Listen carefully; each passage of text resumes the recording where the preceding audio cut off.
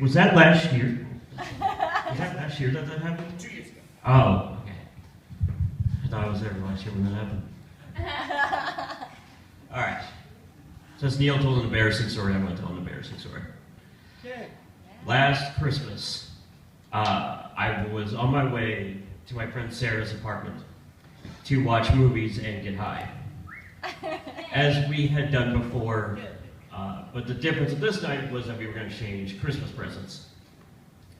Also, I had made the mistake prior to this night of falling in love with her a little bit. Yeah, that's going to get worse. So I was like, oh, fuck, I was tired of not knowing whether or not we were just friends, or if I should just let it be friends, or whatever, so like, fuck this, I'm going to pull the trigger. Because not knowing is driving me crazy. So I'm going to get her an amazing Christmas present. A Christmas present that's not going to leave any question. I don't have time to explain it, but I had like, I know now. I had to pull in old favors and did some theater work off the books to get my hands on this fucking thing. And dragged it halfway across town. So I'm like, all right, we'll go there, we'll do our thing. And we get there, and I tucked it off into the corner, and I thought to where she wouldn't see it, because I kind of snuck in, and not in a creepy way, but her roommate let me in. Because I heard it as soon as I said it. As soon as I said it, I'm like, that's fucking weird.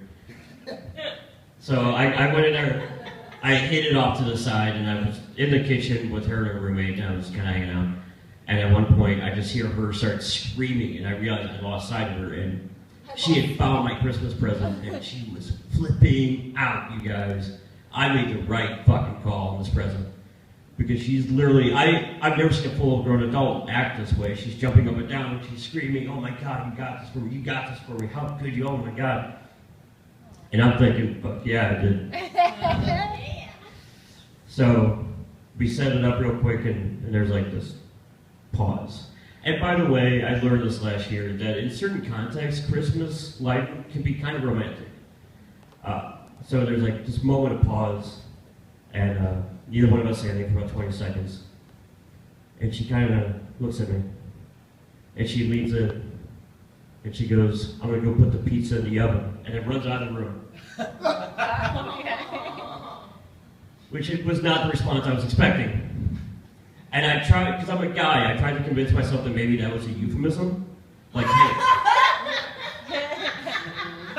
hey, let's go in the other room and put the pizza in the oven, you know what I mean? But no, she fucking meant pizza. So I was, you know, sometimes you find yourself in that moment of like, fuck it, I'm already here. I might as well enjoy the pizza, get high, and watch Ninja Turtles, which is what we were planning. Which holds up, by the way. So, at this point in the story, I tell people something about me. Up until this night, I had never been high before. But she likes pot, so I was like, all right, let's share this thing. It's an excuse to come over more often. She tried to get me smoking a couple times, but nothing ever happened, so she made brownies. And I had one, and I was fine for about half an hour. And I was getting frustrated that nothing was happening. So I had a second one. According to her, here's what happened. I had a freak out, and then I laughed hysterically for like an hour and a half, and then started projectile vomiting. Which was not the most romantic choice in hindsight. And I remember very clearly, after throwing up in her bathroom, because I made it to the bathroom, thank God, I threw up in the bathroom, I'm kind of laying there, she comes in and she starts like cleaning up. And in my head I'm thinking, you can still pull this off. Oh, no. You can still do this. But then she kind of walked me to her couch and I sort of passed out. Made it to work the next day, on time. I'll be goddamned if I'm going to have my streak broken. But I could still feel like something was wrong. But I was like, no, I know what. We're going to a Christmas party tonight. This conversation's happening. Because, goddamn it, it's happening. So we go to this Christmas party, but I thought it was going to be like a party, you know, like a lot of people and you can kind of disappear into a corner or something like that. No, it's like 7 people. So there's no moment where it's just me and her. So again, I'm like, fuck it, I'm here already. I'm just going to join the party. At one point, Sarah, the same woman, and it's important to know that, pours me a very strong drink of brandy and hot chocolate.